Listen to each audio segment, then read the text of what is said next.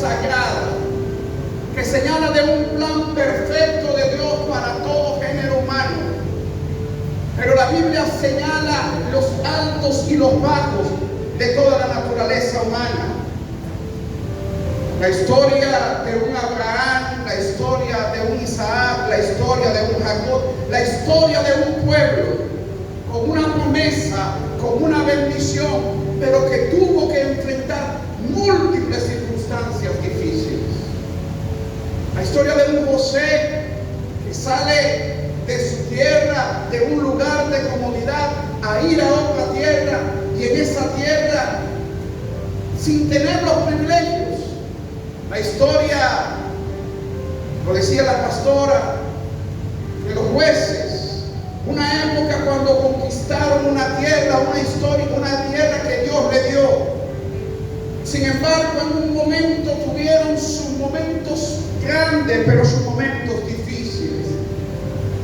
Hasta que viene la historia de la época de los reyes, la época de David, la época cuando David encumbra, luego Salomón, y luego viene una gran debacle que culmina cuando Israel es llevado prisionero como esclavo a Babilonia.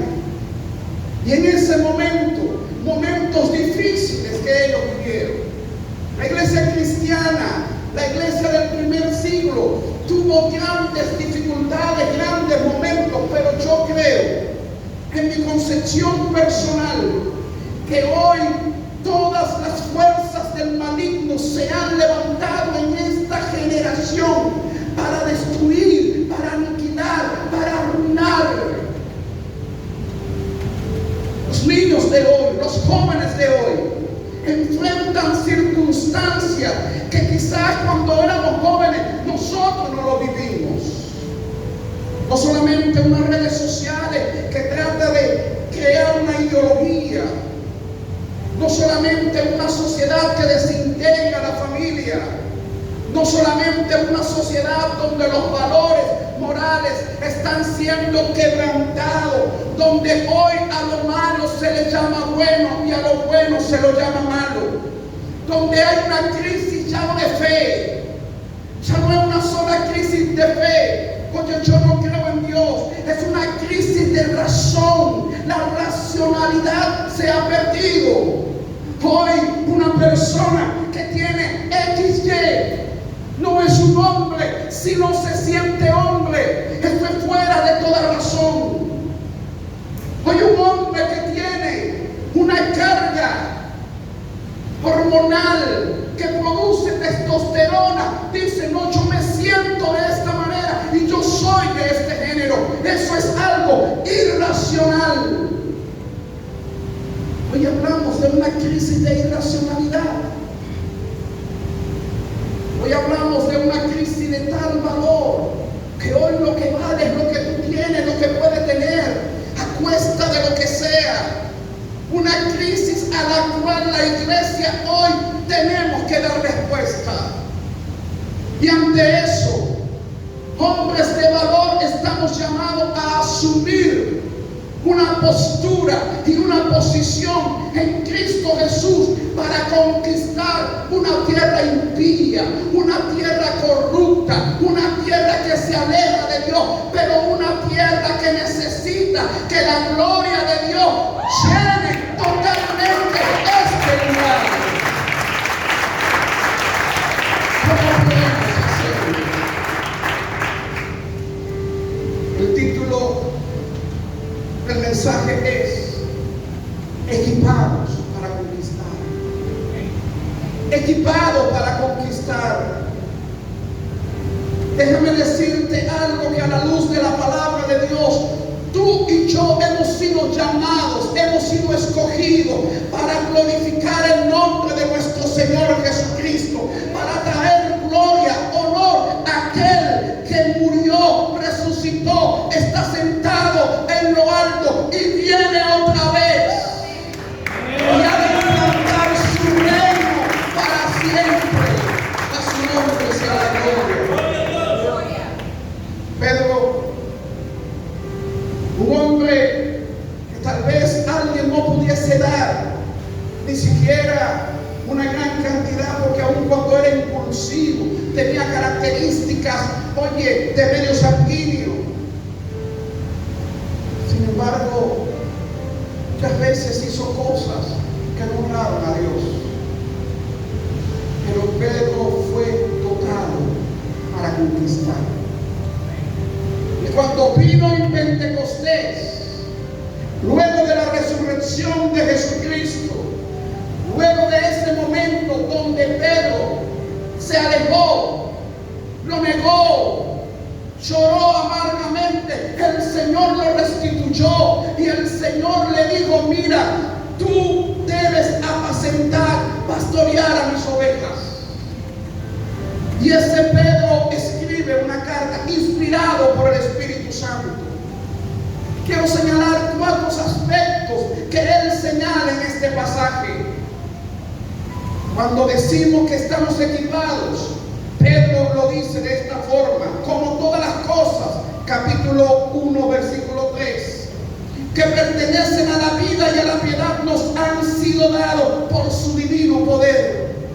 Es decir, que Dios nos dio y nos capacitó con todo lo que nosotros necesitamos para conquistar, para poseer una tierra que hoy, si bien es cierto que es una tierra en tiniebla, si bien es cierto que es una tierra en desorden, pero también es cierto, como dice el libro de Génesis, capítulo 1, que el Espíritu de Dios se movía sobre la faz de las aguas, en una tierra desordenada, en una tierra vacía, porque cuando hay desorden, el poder de Dios se manifiesta para crear, para resucitar, para levantar y para construir, para honra y gloria de su nombre. Y solo lo hace Él, solo se trata de Él.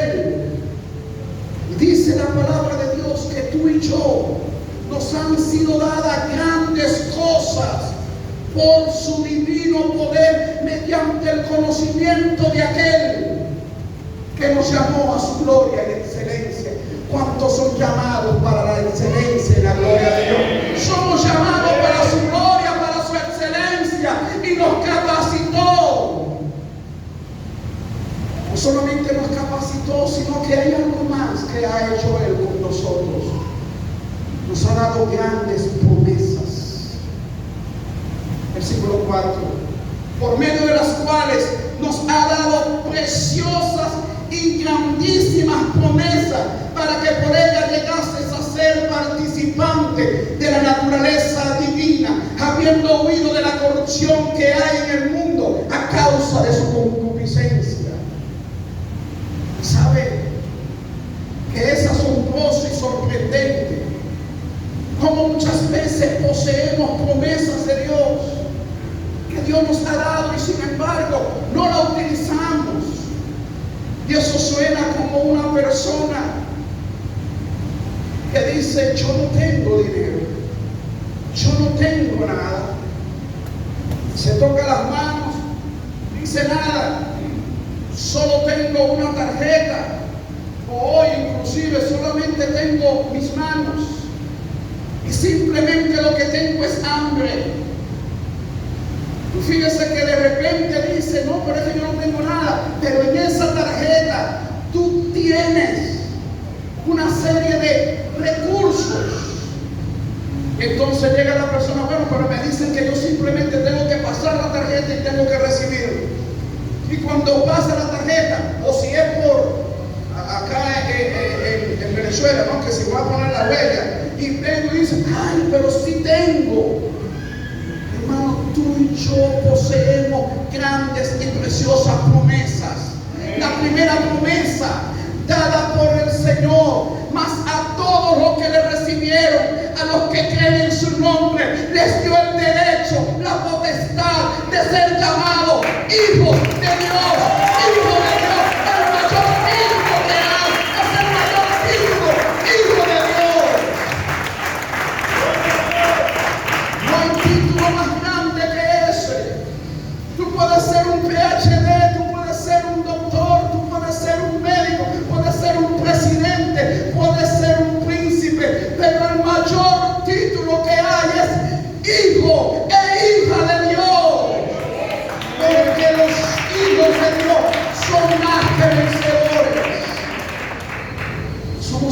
Dios, y eso es una gran promesa.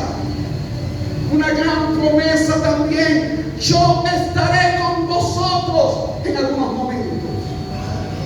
Yo estaré con vosotros todos los días, desde ahora y hasta el fin del mundo. Y si Él está con nosotros, ¿quién contra nosotros? Nadie podrá separarnos del amor de Dios que es en Cristo Jesús.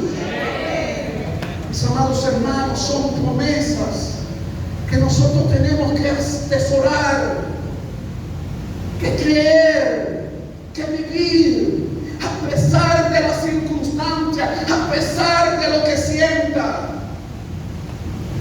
Usted sabe que hay una crisis aquí, y yo creo que la crisis más grande es una crisis emocional. El problema de la ideología de género, que trata de modificar la cultura, y un problema que crea una batalla cultural, pero creo que es una batalla espiritual, porque cambia la mente. Hoy es normal llamar a alguien porque alguien se siente. Si yo hoy nací y vengo y yo me siento que yo soy un león, y me siento de esta forma, yo soy. Entonces gente dice, yo me siento estresada, o me siento, mira, mal. Diga el débil, diga el débil, fuerte soy, porque cuando me siento mal, su poder se manifiesta en mi vida para levantarme, para llenarme de gozo, para llenarme de paz. A su nombre sea la gloria. Diga el débil, fuerte soy, aunque no tenga nada, todo lo tengo en Cristo Jesús.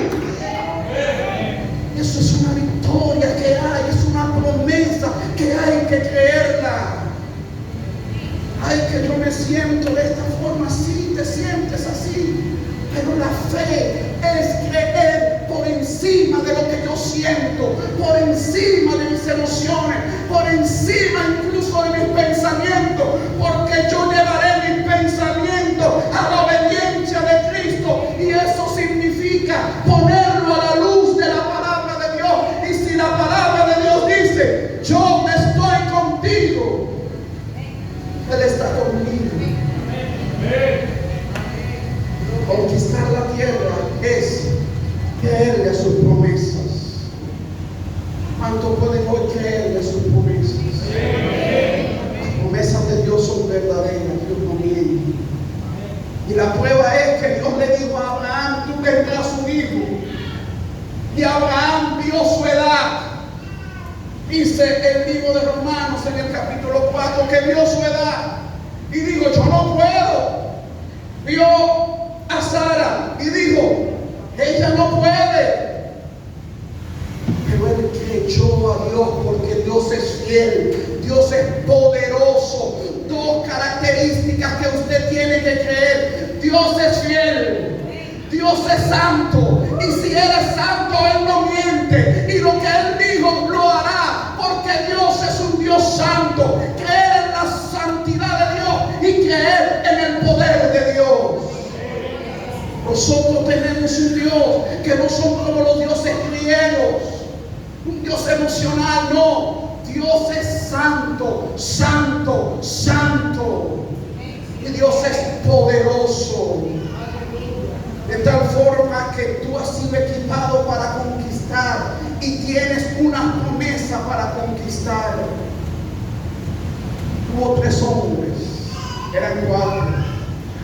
Él conoce igual que yo la historia, y la hemos leído, y la hemos conocido, y se ha escudriñado de diversas maneras. 4 jóvenes que fueron sacados, eran adolescentes, fueron llevados a una tierra donde no era su idioma. Ellos hablaban hebreo, aquellos hablaban arameo. Tuvieron que aprenderlo. Le quitaron su identidad, le quitaron su nombre. A Daniel le pusieron el nombre de Belsasar.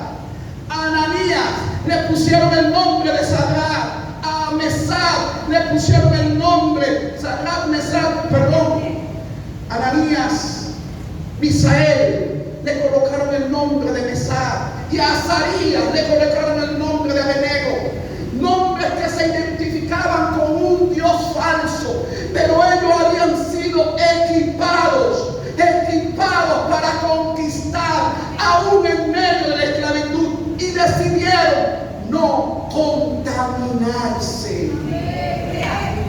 Esta sociedad presenta muchos y muchas circunstancias para nosotros vivir en contra de los principios de Dios. Pero cuando nosotros creemos a Dios, cuando nosotros pedimos el auxilio divino, no es con nuestras fuerzas. Citaba la pastora cuando decía, no es con nuestras fuerzas, sino con su Santo Espíritu. Y le dice a Zorobabel, mira, no es con tu fuerza, no es con tu estrategia, es con mi Santo Espíritu. Y en esta época necesitamos la llenura, la plenitud del poder de lo alto, que es el Espíritu de Dios. Y Jesús dijo, palabra de Jesús, y él no miente. Y él dijo esto: os conviene que yo me vaya, porque el Consolador vendrá y tomará de lo mío y os lo hará saber.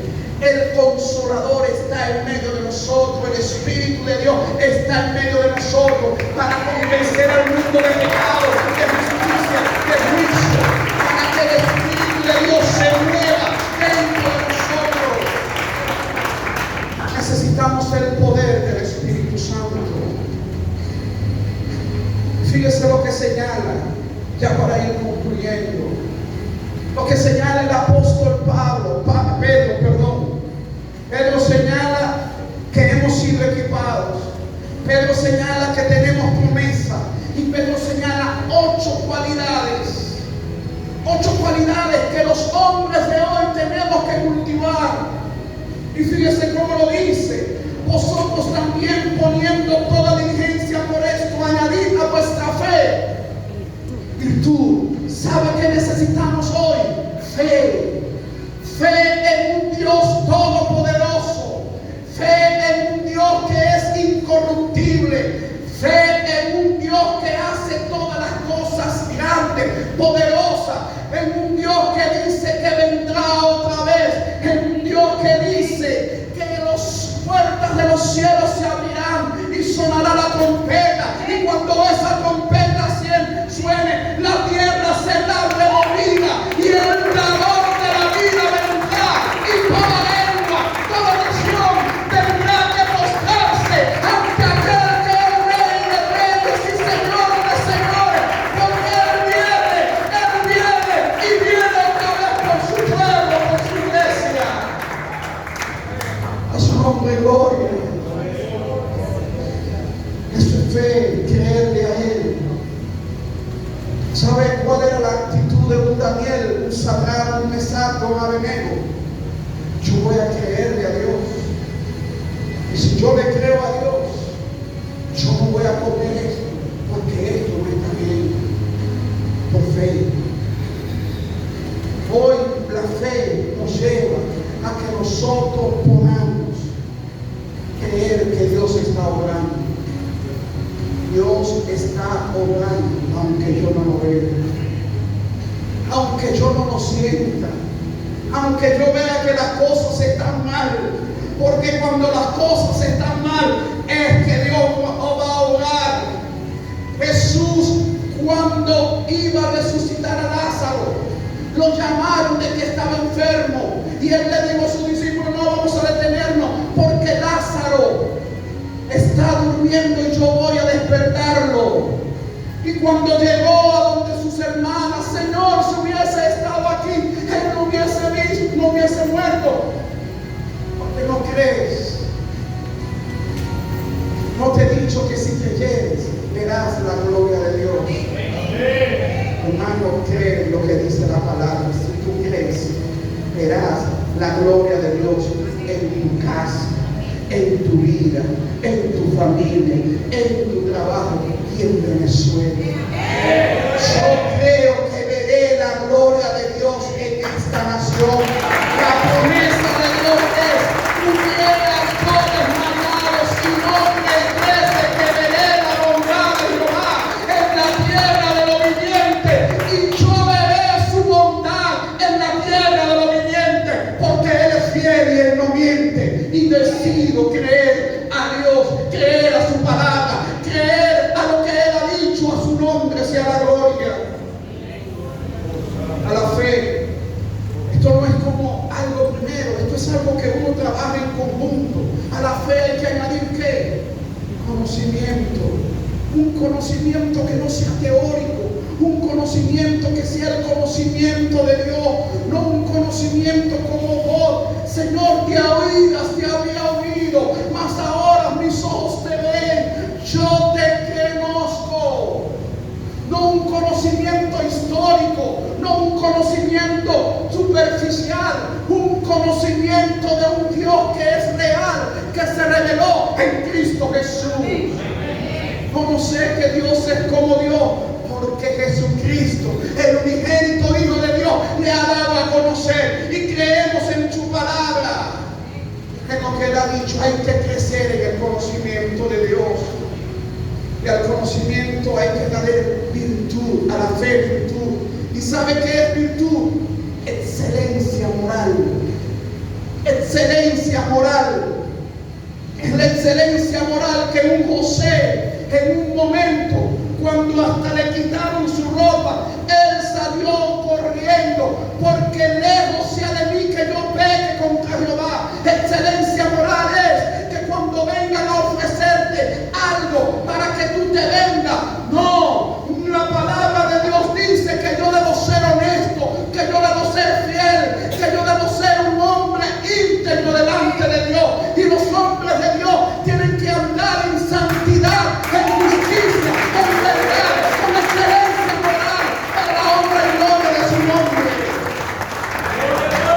Para eso hay que poner diligencia. Que yo no puedo.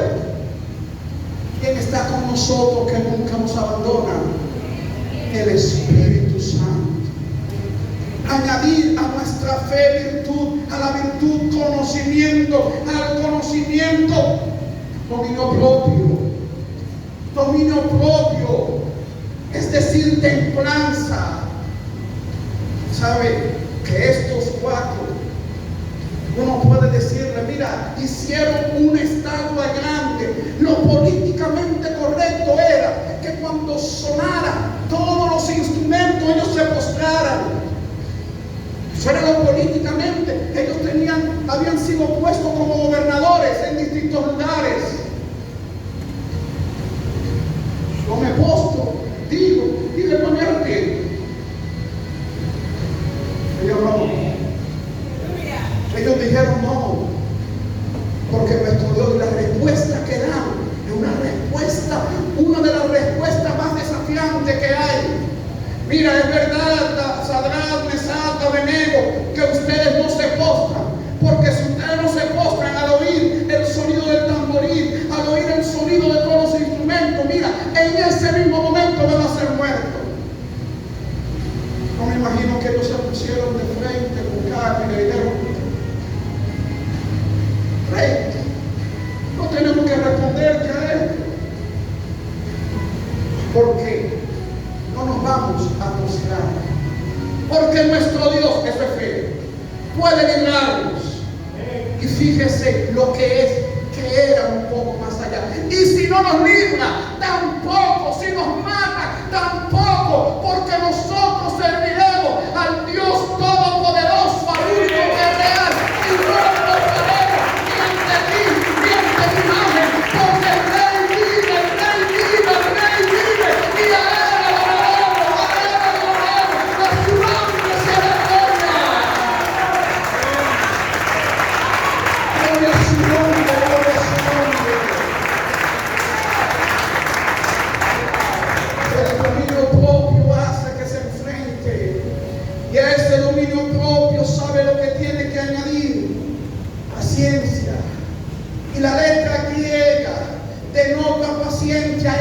perseverancia. Y Jesús dijo, con vuestra paciencia, con vuestra perseverancia, ganaré vuestras almas. Yo oro y no pasa nada, sigue orando. Yo sigo orando y no pasa nada, continúa orando. Yo sigo orando, continúo orando y no pasa nada. Continúo orando porque Dios es fiel. Persevera, persevera, persevera, persevera. Que no te canses, que no te canses. A tu nombre sea la gloria. A la paciencia, a la perseverancia hay que añadir piedad. ¿Y sabe lo que es piedad? Devoción. Esa sumisión a Dios, devoción. Y ahí lo vemos en uno de ellos, Daniel. ¿Cuántas veces al día oraba Daniel? 3 veces al día. O sea, oraba, escudriñaba la ley, escudriñaba la palabra, oraba y hacía sus ejercicios, sus actividades. ¿Y sabe qué? Cuando él tuvo que enfrentar un desafío, no encontraron manera en que culparlo, no encontraron, solo en una cosa, en adorar a su Dios. Y cuando le dijeron eso, mira, él está adorando, él vino y abrió su ventana, no se escondió, abrió su ventana, que sepa que yo me voy a postrar ante el Rey de Reyes, Señor de Señores, y voy a estar todos los días. Jesús es un hombre, Dios hombre de devoción. Y a veces queremos conquistar y no tenemos devoción. A veces oramos, Señor, gracias por este día, amén. Y en el almuerzo, Señor, gracias. Y cuando estamos acostándonos, Señor, gracias. Y esa es nuestra oración. Jesús, después de ministrar, se apartó solo y le dijo a sus discípulos, vaya, que yo lo voy a alcanzar. Y subió al monte a orar. Es tiempo de que nosotros, como hombres de valor, hombres de unción, dediquemos una vida devocional. Concluyo con esto. A la piedad, fraternidad, afecto fraternal, hombres de Dios. Ustedes no están solos. La iglesia es una comunidad terapéutica y redentora. La iglesia es una comunidad de fe. Y el afecto fraternal. Pablo estaba con Sila y estaba en la prisión orando. Cuando Moisés comenzó a dirigir, llamó a 70 ancianos que estuvieran con él. Y cuando los brazos de Moisés se bajaron, hubo 2 hombres que lo levantaron. La fraternidad, el amor fraternal, la ayuda, que cuando me digan, no como preguntó Dios a Caín, ¿dónde está él, tu hermano? Yo no sé, soy yo guarda de mi hermano, sino como un Andrés, aquí está mi hermano Pedro, yo lo traigo delante de la presencia de Dios para adorar, para bendecir a Dios. Y a eso vamos a añadirle amor. El amor. Y el amor es un acto de decisión, un acto de voluntad. Y el acto de voluntad es, Dios me dice que ame aún a mis enemigos. Y Dios llenará, ahí está. Y Él va a llenar eso de amor. Amaos los unos a los otros. Nadie tiene más amor que esto, dijo Jesús, que uno ponga sus vidas por sus hermanos. Yo les invito a que estemos de pie. Si esa característica está con ustedes, dice la